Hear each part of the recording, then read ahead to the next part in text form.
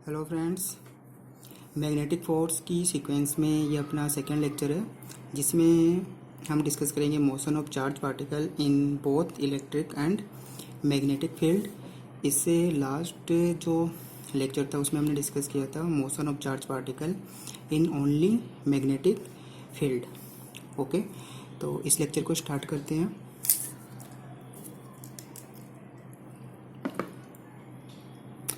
Okay, देखिए इस lecture में हम डिस्कस करेंगे कि यदि आपका चार्ज पार्टिकल जो है वो बोथ इलेक्ट्रिक फील्ड और मैग्नेटिक फील्ड दोनों में यदि मूव कर रहा है तो उसका पाथ जो होगा वो किस टाइप से होगा और किन किन फैक्टर्स पे वो डिपेंड करेगा। तो देखिए इसमें सबसे पहले हम फर्स्ट कंडीशन लेते हैं यहाँ पे कि इलेक्ट्रिक फील्ड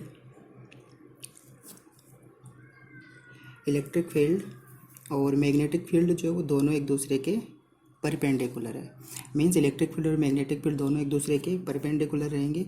इस कंडीशन के अंदर पार्टिकल की मोशन जो होगी, पार्टिकल का पाथ जो होगा वो किस टाइप से होगा। ओके, तो यहाँ पे देखिए हम फर्स्ट कंडीशन बात करते हैं इसी के अंदर ही कि इलेक्ट्रिक फील्ड और मैग्नेटिक फील्ड दोनों एक दूसरे के परपेंडिकुलर है और पार्टिकल जो आपको particle at rest, means particle जो है इस केस के अंदर क्या है, रेस्ट पे है।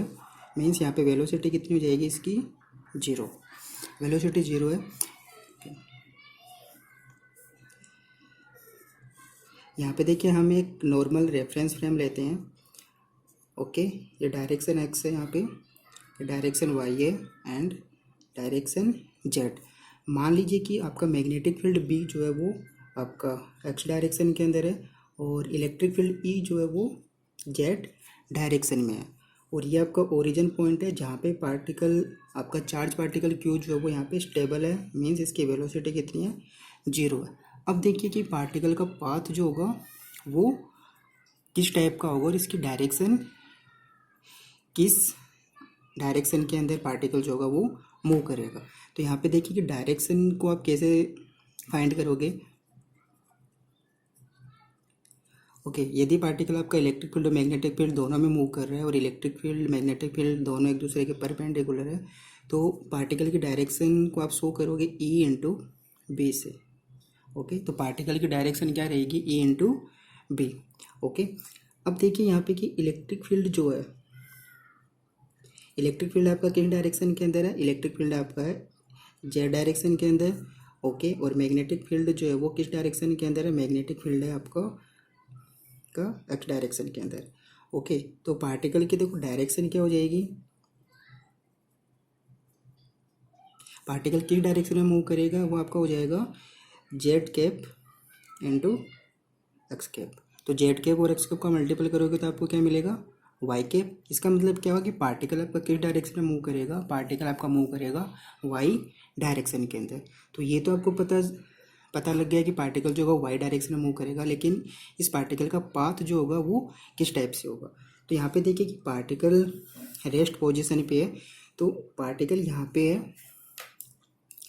ओके, तो पार्टिकल पे सबसे पहले इलेक्ट्रिक फील्ड वर्क करेगा और इलेक्ट्रिक फील्ड वर्क करने के कारण पार्टिकल क्या होगा, पार्टिकल की ट्रेजेक्टरी जेड डायरेक्शन के अंदर होगी और मैग्नेटिक फील्ड इसके परपेंडिकुलर डायरेक्शन में, तो ये क्या करेगा, सर्कुलर टाइप में इसे मूव करेगा और एक पॉइंट पे जाके इसकी वेलोसिटी क्या हो जाएगी, मैक्सिमम वेलोसिटी हो जाएगी, मैक्सिमम वेलोसिटी हो जाएगी और यहाँ से पार्टिकल की वेलोसिटी वापस से क्या होगी, डिक्रीज होना स्टार्ट हो जाएगा और यहाँ पे आके पार्टिकल की वेलोसिटी क्या हो जाएगी, जीरो हो जाएगी। तो वापस से पार्टिकल फिर मूव करना स्टार्ट होगा, पार्टिकल फिर वापस वाई डायरेक्शन में मूव करेगा, वापस इसकी वेलोसिटी मैक्सिमम होगी और वापस से इसकी वेलोसिटी जीरो हो जाएगी। तो पार्टिकल क्या करेगा, इस पाथ में मूव करेगा। तो देखो इस पाथ को हम क्या बोलते हैं, इस पाथ को हम बोलते हैं साइक्लॉइड।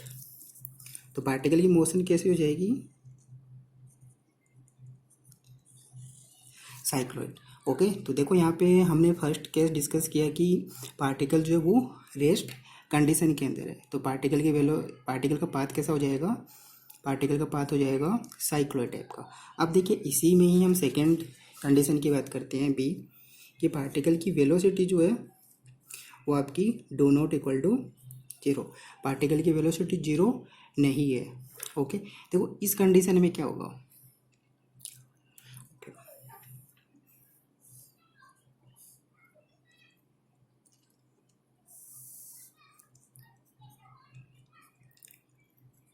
देखो वापस से आपका एक्स डायरेक्शन में मैग्नेटिक फील्ड है और जेड डायरेक्शन में इलेक्ट्रिक फील्ड है, मींस इलेक्ट्रिक फील्ड और मैग्नेटिक फील्ड दोनों एक दूसरे के परपेंडिकुलर है। और पार्टिकल जो है, ये आपका चार्ज पार्टिकल क्यू जो है वो वी वेलोसिटी से मूव करता हुआ इस रीजन में एंटर होता है। अब देखो कि पार्टिकल का पाथ जो होगा वो किस डायरेक्शन, पार्टिकल का पाथ जो होगा वो किस टाइप से होगा। तो यहाँ पे देखो कि इलेक्ट्रिक फील्ड जो है, इलेक्ट्रिक फील्ड पार्टिकल को क्या करेगा, अपवर्ड, ठीक है, इलेक्ट्रिक फील्ड इसके अपवर्ड डायरेक्शन में लग रहा है और मैग्नेटिक फील्ड क्या लग रहा है इसके डाउनवर्ड। ओके, तो पार्टिकल पे अपवर्ड और डाउनवर्ड दोनों डायरेक्शन में फोर्स लग रहे हैं, अपवर्ड भी लग रहा है डाउनवर्ड भी लग रहा है। तो पार्टिकल पे टोटल फोर्स जो होगा वो कितना हो जाएगा, जीरो हो जाएगा। टोटल फोर्स कितना हो जाएगा, जीरो हो जाएगा। मतलब पार्टिकल की मोशन कैसी होगी, पार्टिकल की मोशन कैसी रहेगी, पार्टिकल की मोशन हो जाएगी अनडिफ्लेक्टेड। ओके, पार्टिकल की मोशन अनडिफ्लेक्टेड रहेगी, या फिर आप इसको क्या बोलते हो कि पार्टिकल की मोशन रहेगी आपकी स्ट्रेट लाइन। तो पार्टिकल की मोशन रहेगी आपकी स्ट्रेट लाइन, मीन्स पार्टिकल जो होगा वो अनडिफ्लेक्टेड रहेगा। पार्टिकल जिस टाइप से आ रहा है वो वैसे का वैसा ही निकल जाएगा। ओके, अब देखो कि पार्टिकल की वेलोसिटी पे तो कुछ ना कुछ डिफरेंस पड़ेगा, पार्टिकल की वेलोसिटी कुछ ना कुछ चेंज होगी। तो यहाँ पे देखो इलेक्ट्रिक फोर्स कितना हो जाएगा, क्यू ई, और मैग्नेटिक फोर्स कितना हो जाएगा, क्यू वी बी। ठीक है, दोनों एक दूसरे के इक्वल है। तो यहाँ पे देखो इसको आप कैसे सिंप्लीफाई कर सकते हो, e equal to v b, और पार्टिकल की वेलोसिटी वी क्या हो जाएगी, ई अपॉन बी। तो वेलोसिटी का मैग्नीट्यूड जो होगा वो कितना हो जाएगा, ई अपॉन बी। ओके, तो इलेक्ट्रिक फील्ड और मैग्नेटिक फील्ड दोनों पे ही डिपेंड कर रहा है। ओके ओके, अब देखो कि इस टॉपिक से रिलेटेड हम प्रॉब्लम डिस्कस करते हैं जो आपका नेट एग्जाम जून 2015 में पूछा गया है। यहाँ पे देखिए क्वेश्चन में क्या पूछ रहा है, a proton moves with a speed of 300 metre per second in a circular orbit in the XY plane in a magnetic field 1 tesla along the positive z direction when an electric field of 1 meter per second is applied along the positive y direction the center of the circular orbit। ठीक है, अब देखो इस question में क्या, इस question में देखो कि क्वेश्चन की डिमांड क्या है। तो यहाँ पे देखो कि आपको मैग्नेटिक फील्ड दे रखा है 1 टेस्ला, ओके, जो कि आपको जेड डायरेक्शन में दे रखा है। मैग्नेटिक फील्ड किस डायरेक्शन में है, जेड डायरेक्शन में है। ओके, और इलेक्ट्रिक फील्ड आप कहाँ अप्लाई कर रहे हो, इलेक्ट्रिक फील्ड अप्लाई कर रहे हो along the y direction. Means यहाँ पे देखो कि इसको हम नॉर्मल सिंप्लीफाई करते हैं।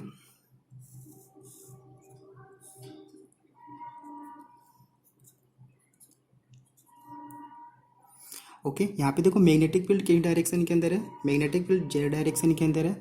ओके, और इलेक्ट्रिक फील्ड है वो किस डायरेक्शन के अंदर है, इलेक्ट्रिक फील्ड है आपका वाई डायरेक्शन के अंदर। ओके, तो अब देखो कि आपको यहाँ पे देखो कंडीशन क्या है कि इलेक्ट्रिक फील्ड और मैग्नेटिक फील्ड दोनों एक दूसरे के परपेंडिकुलर है। ओके, और पार्टिकल की यहाँ पे देखो वेलोसिटी जो है, यहाँ पे देखो पार्टिकल की वेलोसिटी दे रही है, मतलब आपकी कौन सी कंडीशन बनेगी, यहाँ पे आपकी सेकंड कंडीशन बनेगी कि पार्टिकल जो है वो रेस्ट कंडीशन में नहीं है, पार्टिकल वी वेलोसिटी से मूव कर रहा है। मीन्स पार्टिकल वी वेलोसिटी से मूव करता हुआ इस रीजन में एंटर हो रहा है। तो अब देखो कि आपको पता है कि मैग्नीट्यूड जो होगा, वी जो होगा, ओके, मैग्नीट्यूड वी हमने निकाला था कितना होता है, वी हमने अभी निकाला था ई अपॉन बी। ओके, तो ई अपॉन बी कितना हो गया, यहाँ पे ई कितना गिवन है आपको देखो, इलेक्ट्रिक फील्ड आपको दे देगा 1 वोल्ट पर मीटर। ओके, और यहाँ पे देखो मैग्नेटिक फील्ड आपको कितना दे रखा है, मैग्नेटिक फील्ड आपको दे रखा है 1 टेस्ला। ओके, तो यहाँ पे देखो इसका मैग्नीट्यूड कितना हो जाएगा 1। ठीक है, तो और वेलोसिटी की यूनिट क्या होती है, मीटर पर सेकेंड। ओके, तो आपको मैग्नीट्यूड पता चल गया कि वेलोसिटी का मैग्नीट्यूड जो होगा वो चेंज होने के बाद कितना होगा। अब देखो कि यहाँ पे क्वेश्चन के अंदर जो ऑप्शंस दे रखे हैं आपको, ऑप्शन में देखो कि रिमेन्स स्टेशनरी, जो कि आपका ऑप्शन नहीं हो सकता, moves at 1 metre per second along the negative x direction, moves at 1 meter per second along the positive z direction, moves at 1 meter per second along the positive x direction। Okay, तो यहाँ पे देखो magnitude जो तीनों case के अंदर, तीनों options के अंदर क्या सेम है, लेकिन डायरेक्शन जो है वो डिफरेंट है। तो यहाँ पे देखो मैग्नीट्यूड जो है वो आपने निकाले 1 मीटर पर सेकेंड है जो आपका सही है। अब देखो आपको डायरेक्शन निकालना है। ओके, आपको डायरेक्शन निकालना है कि डायरेक्शन क्या होगा। ओके, तो यहाँ पे देखो कि डायरेक्शन का हमने देखा था, डायरेक्शन कैसे निकालोगे, ई इंटू बी। ओके, तो इलेक्ट्रिक फील्ड किस डायरेक्शन में है, वाई कैप डायरेक्शन के अंदर, और मैग्नेटिक फील्ड किस डायरेक्शन में, जेड कैप डायरेक्शन के अंदर। और वाई कैप का जेड कैप के साथ क्रॉस प्रोडक्ट कितना होता है, एक्स कैप। तो आपका पार्टिकल जो होगा वो किस डायरेक्शन में मूव करेगा, आपका पार्टिकल जो होगा वो मूव करेगा पॉजिटिव एक्स डायरेक्शन। ओके, तो यहाँ पे देखिए इस क्वेश्चन का कौन सा ऑप्शन सही होगा, इसका आपका सही होगा option D. Okay, easy question था ये। ओके, अब देखो कि इसका हम सेकंड कंडीशन डिस्कस करते हैं। फर्स्ट कंडीशन में क्या था, इलेक्ट्रिक फील्ड और मैग्नेटिक फील्ड दोनों एक दूसरे के परपेंडिकुलर थे। अब देखो हम बात करते हैं कि हम सेकंड केस की बात करते हैं। सेकंड केस क्या होगा कि मैग्नेटिक फील्ड बी और इलेक्ट्रिक फील्ड ई जो है वो दोनों क्या है, एक दूसरे के पैरेलल है। पैरेलल का मतलब है कि दोनों एक ही डायरेक्शन में अप्लाई किए गए हैं। ओके, यहाँ पे देखिए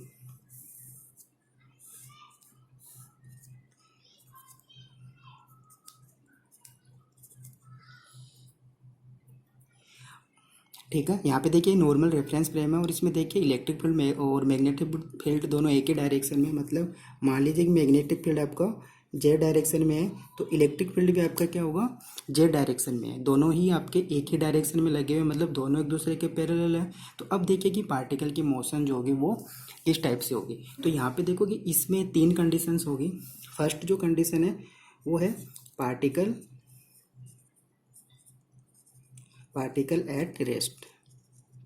ओके, मीन्स पार्टिकल की वेलोसिटी कितनी है, 0 है। तो मान लो कि पार्टिकल यहाँ पे जो है क्यू जो है वो आपका 0 है। ये फर्स्ट कंडीशन हो गई ए। अब देखो कि पार्टिकल की मोशन जो होगी वो कैसे होगी। तो यहाँ पे पार्टिकल की मोशन जो होगी वो होगी आपकी अनडिफ्लेक्टेड। ओके, पार्टिकल की मोशन होगी अनडिफ्लेक्टेड, या फिर आप इसको क्या बोल सकते हो, पार्टिकल की मोशन होगी स्ट्रेट लाइन। ठीक है, स्ट्रेट लाइन का मतलब ये है कि पार्टिकल जिस टाइप से आ रहा है, जिस मतलब वेलोसिटी से या फिर जिस डायरेक्शन में भी आ रहा है, पार्टिकल अनडिफ्लेक्टेड रहेगा, मीन्स पार्टिकल सीधा का सीधा निकल जाएगा। ओके, अब देखो सेकंड कंडीशन की बात करते हैं कि पार्टिकल की वेलोसिटी जो है वो डू नॉट इक्वल टू 0।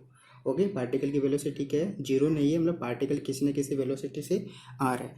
अब देखो इसी में हम बात करते हैं कि वेलोसिटी जो है वो क्या है कि मैग्नेटिक फील्ड बी के पैरेलल है। पैरेलल मतलब जिस डायरेक्शन में आपका मैग्नेटिक फील्ड लगा हुआ है उसी डायरेक्शन में पार्टिकल के मूव कर रहा है। मीन्स हम ये मान लेते हैं कि ये चार्ज पार्टिकल है जो कि v वेलोसिटी से मूव कर रहा है जेड डायरेक्शन में, क्योंकि मैग्नेटिक फील्ड भी आपका किस डायरेक्शन में है, जेड डायरेक्शन में है। तो पार्टिकल भी आपका जेड डायरेक्शन में मूव कर रहा है, मतलब v parallel to b।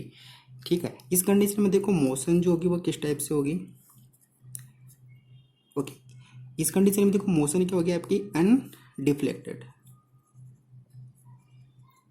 Okay, particle की मोशन क्या रहेगी, अनडिफ्लेक्टेड रहेगी, मतलब पार्टिकल जो होगा वो आपका अनडिफ्लेक्टेड रहेगा। पार्टिकल जो होगा वो अनडिफ्लेक्टेड रहेगा, या फिर आप इसको क्या बोल सकते हो, इसको भी आप बोल सकते हो कि पार्टिकल की मोशन जो रहेगी वो आपकी क्या रहेगी, स्ट्रेट लाइन। ओके, अब देखो हम तीसरी कंडीशन की बात करते हैं यहाँ पे कि वेलोसिटी तो पार्टिकल की क्या है, 0 है, लेकिन इस टाइम पे वेलोसिटी v क्या है, perpendicular to b। Means particle जो है वो जिस डायरेक्शन में मैग्नेटिक फील्ड है, ओके, जिस डायरेक्शन में मैग्नेटिक फील्ड है उसके परपेंडिकुलर डायरेक्शन में पार्टिकल जो है वो v वेलोसिटी से मूव करता हुआ एंटर हो रहा है। उस कंडीशन में देखो पार्टिकल की मोशन जो होगी वो क्या होगी, इस कंडीशन के अंदर मोशन जो होगी वो होगी आपकी हेलिकल। ओके, हेलिकल मोशन क्या होता है ये हमने लास्ट लेक्चर में डिस्कस किया था कि हेलिकल मोशन जो होती है वो किस टाइप की होती है, या फिर आप हेलिकल मोशन को बोल सकते हो स्पाइरल। ओके, तो यहाँ पे मोशन क्या रहेगी आपकी, हेलिकल और स्पाइरल। तो यहाँ पे देखिए कि जब मैग्नेटिक फील्ड बी जो है वो इलेक्ट्रिक फील्ड ई दोनों एक दूसरे के पैरेलल है, दोनों एक ही डायरेक्शन में है, तो मोशन आपकी इन 3 टाइप से हो सकती है। ओके, और ये तीनों जो कंडीशंस है और 2 कंडीशन जो मैंने लास्ट अभी थोड़े टाइम पहले डिस्कस किया है कि इलेक्ट्रिक फील्ड और मैग्नेटिक फील्ड दोनों एक दूसरे के परपेंडिकुलर है, वहाँ पे 2 कंडीशंस बनते हैं। टोटल यहाँ पे 5 कंडीशंस है। ये 5 कंडीशंस आपके किसी न किसी एग्जाम में ऑलरेडी पूछी जा चुकी है, तो ये आपको ध्यान में रखना है। और डायरेक्शन का आप ध्यान में रखना, डायरेक्शन जो होता है वो आपका ई इंटू बी। ओके, आपको e into b formula use करना है, आप डायरेक्ट क्वेश्चंस को सोल्व कर सकते हो।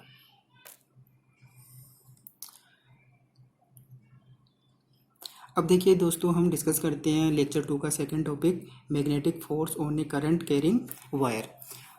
ओके, ये भी एक इम्पोर्टेंट टॉपिक है और कॉन्सेप्चुअल टॉपिक है। देखिए हमें क्या करना है, मैग्नेटिक फोर्स निकालना है एक वायर का जिसमें करंट जो है वो फ्लो हो रहा है। तो यहाँ पे देखिए कि सबसे पहले हम एक वायर लेते हैं, ठीक है। यहाँ पे देखिए कि ये आपका एक नॉर्मल वायर है या फिर आपका एक सिलेंड्रिकल वायर है जिसमें आपका करंट आई जो है वो फ्लो हो रहा है। ओके, इस डायरेक्शन में करंट आई फ्लो हो रहा है और हम मान लेते हैं कि इसकी लेंथ जो है वो है एल। ओके, लेंथ कितनी है इसकी, एल लेंथ है। और ये वायर जो है वो आपका रखा हुआ है वो एक मैग्नेटिक फील्ड बी,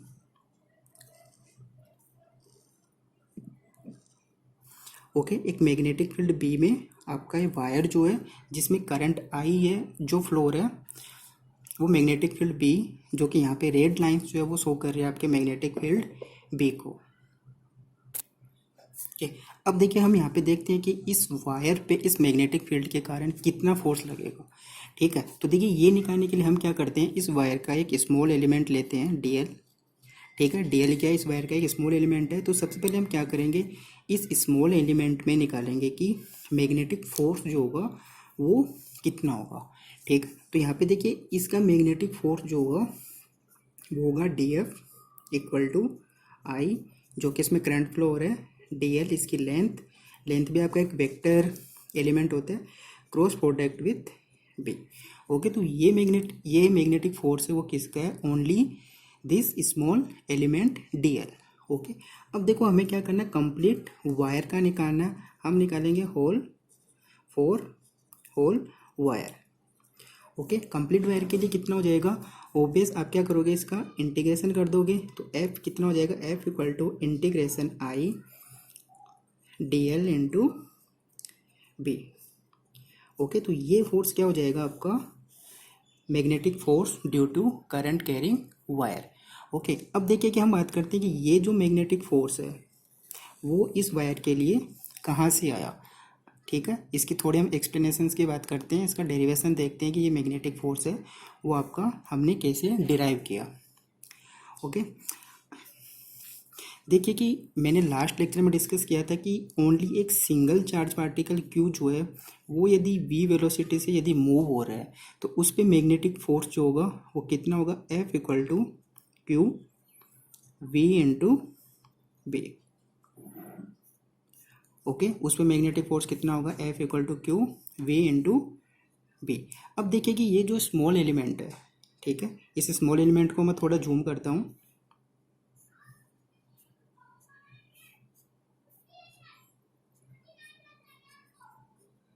ओके, ये आपका क्या हो गया, स्मॉल एलिमेंट डीएल हो गया। ठीक है, अब देखिए कि इस स्मॉल एलिमेंट डीएल जो है इसमें बहुत सारे चार्ज रहेंगे, मतलब बहुत सारे इलेक्ट्रॉन्स रहेंगे। ओके, बहुत सारे चार्ज पार्टिकल रहेंगे जो कि क्या करेंगे, मूव करेंगे। जिस डायरेक्शन में करंट फ्लो होगा उसकी ऑपोजिट डायरेक्शन में क्या होता है, इलेक्ट्रॉन फ्लो होते हैं। इलेक्ट्रॉन भी चार्ज पार्टिकल है। ठीक है, ये तो बेसिक कॉन्सेप्ट है। अब देखो कि हम ये मान लेते हैं कि डी एन जो है, ठीक है, डी एन क्या है यहाँ पे, total number of charge. Okay, total number of charge. तो इस स्मॉल एलिमेंट में टोटल नंबर ऑफ चार्ज कितना हो गया, dn। तो यहाँ पे देखिए टोटल फोर्स कितना हो जाएगा, df। ये तो सिंगल चार्ज के कारण था, तो टोटल फोर्स df कितना हो जाएगा, dn q v into B. Okay, clear यहाँ तक।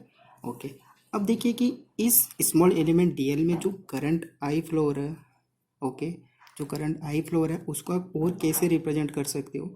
इस करंट आई को आप रिप्रेजेंट कर सकते हो आई equal to N E A and V. Okay, अब देखिए यहाँ पे ये ए क्या है? ए हो गया इसका क्रॉस सेक्शन एरिया, ठीक है, ये जो आप देख रहे हो, ठीक है, इसको हम क्या बोलेंगे? ए क्या है यहाँ पे? Cross section area. Okay, A represent कर रहा है यहाँ पे क्रॉस सेक्शन एरिया को, वी वेलोसिटी कर रहा है इसमें जो चार्ज मूव हो रहे हैं उनकी वेलोसिटी को, ठीक है। एन क्या है यहाँ पे? देखो एन क्या हो जाएगा? Total number of charge, total number of charge per unit volume. Okay, यहाँ पे एन किसको रिप्रेजेंट कर रहा है? एन रिप्रेजेंट कर रहा है total number of charge per unit volume. तो यहाँ पे देखिए एन को आप क्या लिख सकते हो? टोटल नंबर ऑफ चार्ज कितने हैं आपके पास में? डी एन, क्योंकि आपको पता है कि इस एलिमेंट में total number of charge d n है। ओके, और इसका वॉल्यूम कितना हो जाएगा? वॉल्यूम हो जाएगा इसका डी एल, लेंथ हो गई, ए क्या हो गया इसका? Cross section area. Okay, cross section area, तो ये किसको रिप्रेजेंट कर रहा है? पूरा वॉल्यूम को। तो अब देखो यहाँ पे वी को आप क्या लिख सकते हो? वी जो होगा, वेलोसिटी वी जो होगा वो क्या हो जाएगा? आई अपॉन, इस फॉर्मूले की बात कर रहे हैं हम, आई upon N E A.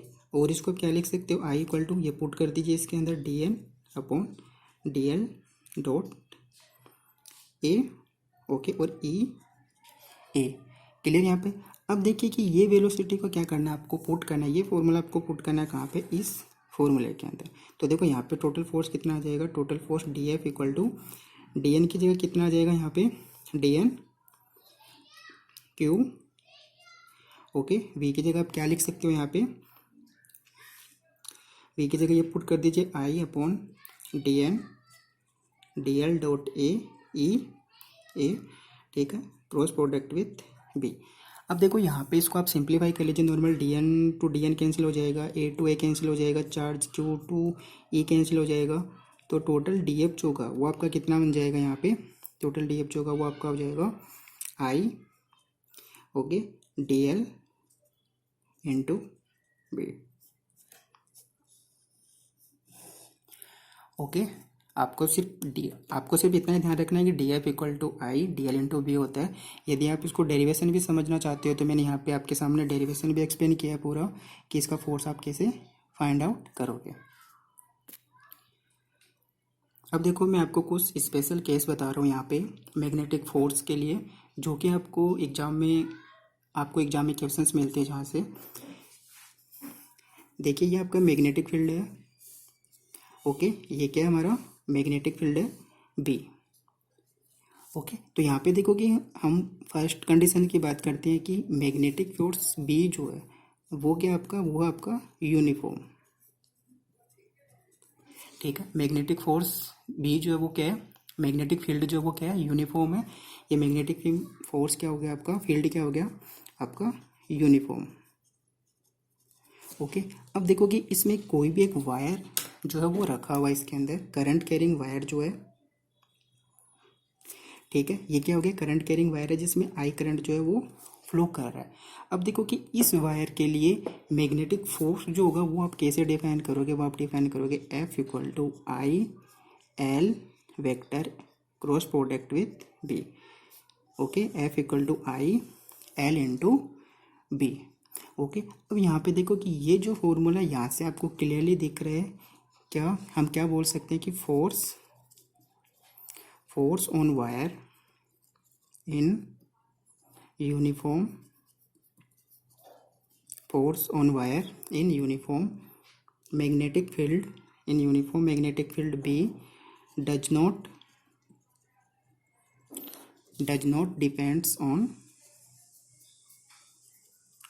depends on shape of wire।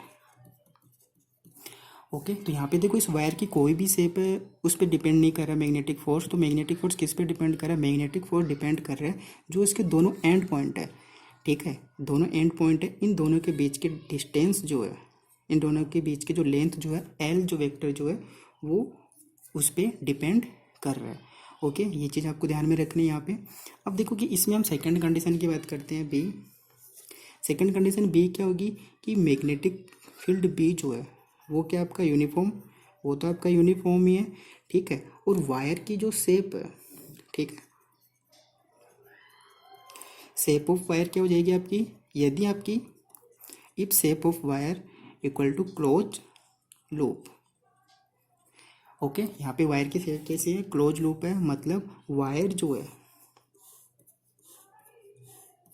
Okay, ये मैग्नेटिक फील्ड बी है जो कि आपका यूनिफॉर्म है, ठीक है। और ये जो वायर जो आपका,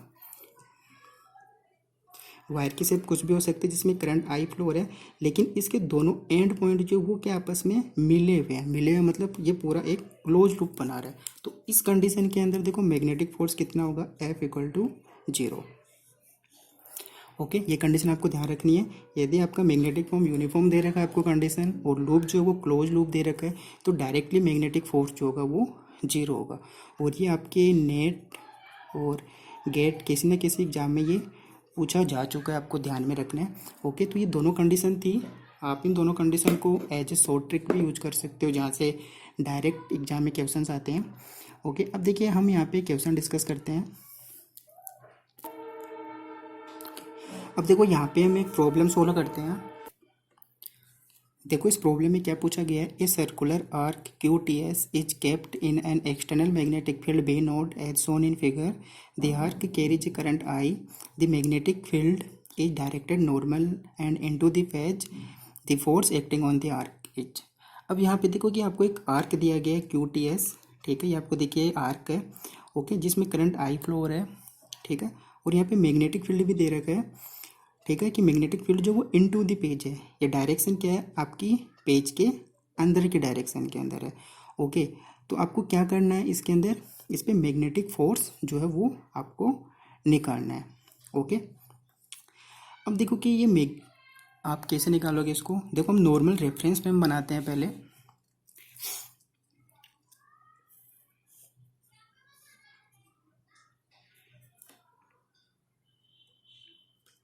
ओके, ये मान लीजिए आपका एक्स डायरेक्शन है, ये आपका वाई डायरेक्शन है और ये जेड डायरेक्शन है, ठीक है। तो यहाँ पे देखिए मैग्नेटिक फील्ड क्या है, इनटू द पेज है, तो मैग्नेटिक फील्ड किस डायरेक्शन में जाएगा, नेगेटिव एक्स डायरेक्शन में। तो मैग्नेटिक फील्ड बी को आप क्या लिख सकते हो, B equal to B naught minus के एक्स कैप। ओके, अब देखिए कि हमें निकालना लेंथ वेक्टर एल।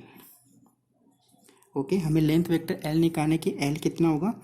ओके, अब देखो कि यहाँ पे इस डायग्राम को देखो, यहाँ पे कि ये रेडियस आर दे रखा है, यहाँ पे डिस्टेंस कितना दे रखा है, आर दे रखा है, और ये एंगल कितना दे रखा है, 60 डिग्री दे रखा है।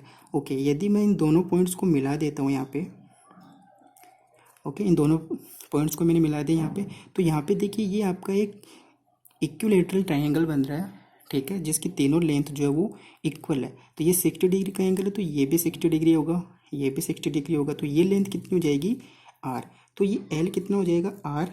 ओके, अब देखो इसकी डायरेक्शन क्या है, जिस डायरेक्शन में करंट फ्लो हो रहा है लेंथ वेक्टर भी उसी डायरेक्शन में होगा।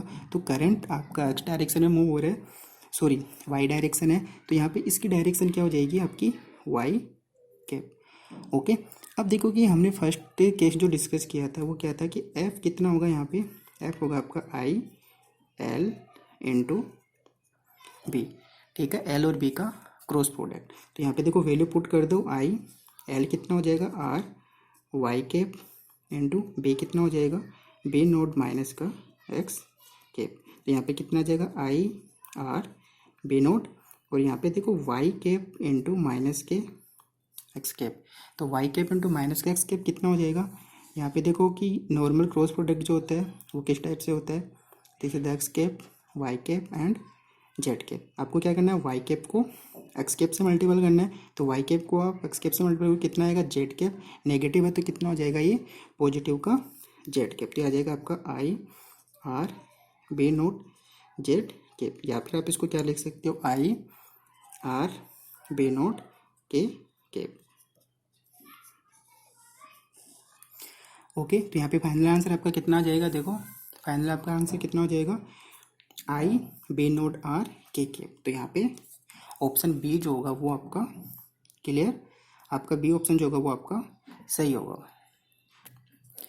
तो फ्रेंड्स ये था अपना आज का लेक्चर सेकंड, और नेक्स्ट लेक्चर में हम डिस्कस करेंगे मैग्नेटिक टॉर्क, और उसी के साथ में ही मैग्नेटिक फोर्स जो टॉपिक होगा वो अपना कंप्लीट हो जाएगा, और उसके बाद में हम नया टॉपिक जो है वो हम स्टार्ट करेंगे। Thank you for watching this video.